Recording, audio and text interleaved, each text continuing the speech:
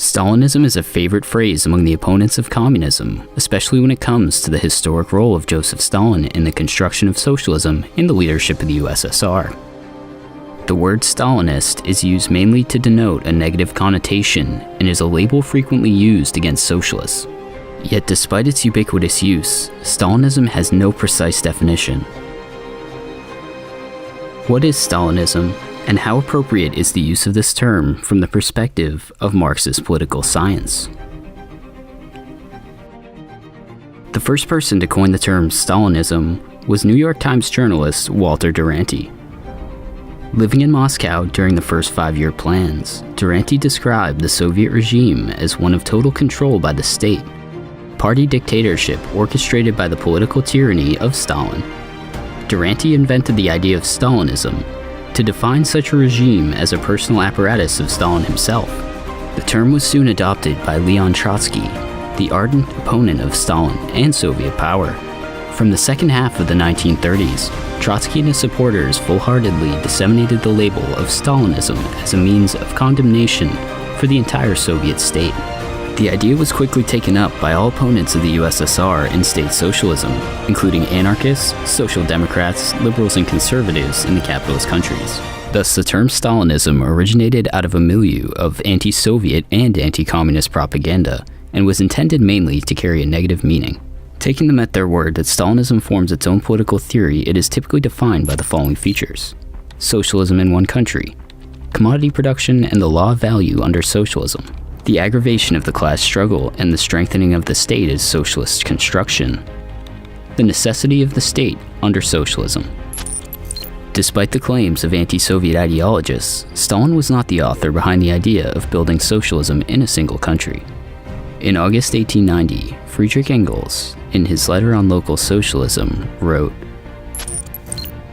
"To my mind, the so-called socialist society is not anything immutable. Like all other social formations, it should be conceived in a state of constant flux and change. Its crucial difference from the present order consists naturally in production organized on the basis of common ownership by the nation of all means of production."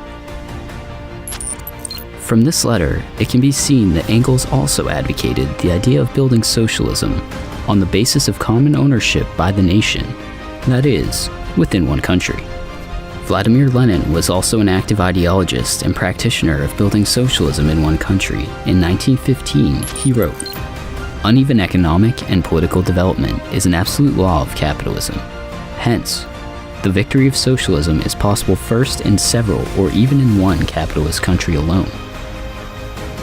After expropriating the capitalists and organizing their own socialist production, the victorious proletariat of that country will rise against the rest of the world, the capitalist world." Stalin was one of the first Marxist theorists to put forward, justify, and apply the proposition that commodity production was necessary under socialism for a certain period.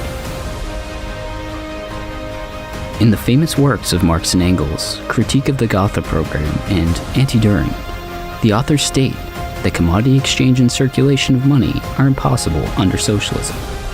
It must be noted, however, that due to their objective historical circumstances, they could not know in practical detail how future socialist revolutions would take place. For many socialist countries, it was necessary to have a controlled and decaying industry of commodity production.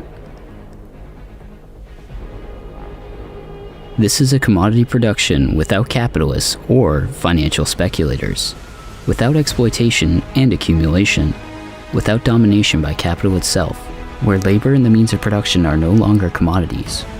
Stalin first spoke about the aggravation of the class struggle and the strengthening of the Soviet state in 1926 in response to Bukharin's theory of first growing into socialism and the decay of the class struggle. It is these provisions that can be considered his contribution to the theory of Marxism, which was tested by practice. At the same time, Lenin noted that for the state to wither away completely, complete communism is necessary. The main provisions of Marxism developed by Stalin, despite its great importance, cannot claim to be a separate ideological trend because they do not revise the basic foundations of Marxist-Leninist theory. Leon Trotsky, Richard Pipes, Erich Fromm, and other denouncers of Stalinism highlight the following features as those of its practice. Personal dictatorship and the cult of the leader. Totalitarianism, the command administrative system and the bureaucracy. As defined in the political science of Marxism-Leninism, state power lays always in the hands of a ruling class and is exercised in the interest of that class. A political dictatorship is thus one of open and uncompromising dictatorship by one class over another. Stalin, being primarily a spokesman for the interests of the working class, was never a dictator by those terms. His leadership position was constitutionally defined, with powers subservient to the decisions of the legislative and judicial arms of the party. Stalin's famous cult of personality was initiated from below and never encouraged by Stalin himself. On the contrary, he could not tolerate servility to his addresses. In response to such actions by party functionaries, Stalin wrote, "You speak of your devotion to me. I would advise you to discard the principle of devotion to persons. It is not the Bolshevik way. Be devoted to the working class, its party, its state." Totalitarianism is a bourgeois theory whose roots go back to the first full-fledged theorists of fascism, Benito Mussolini. Later, on this basis, anti-communist ideologists invented the concept that a totalitarian regime is one in which everything is subject to the state and everything is controlled by it. However, even in the most democratic republic with pluralism and multi-party systems, capital holds tight control of all spheres of society.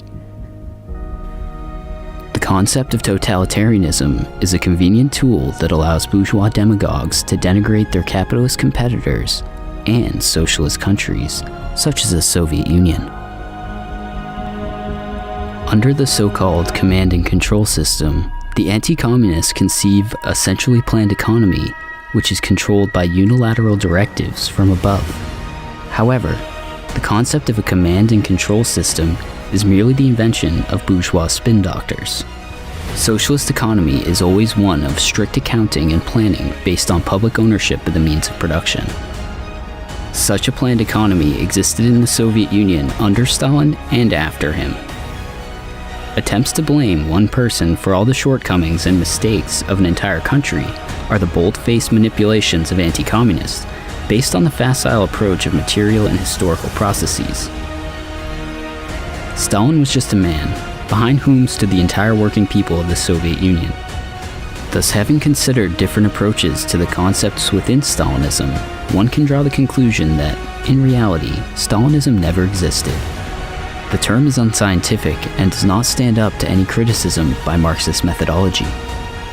Those who utilize the bourgeois media's Stalinism oppose the works of theoreticians such as Lenin and Stalin, thereby discrediting and obscuring Marxism.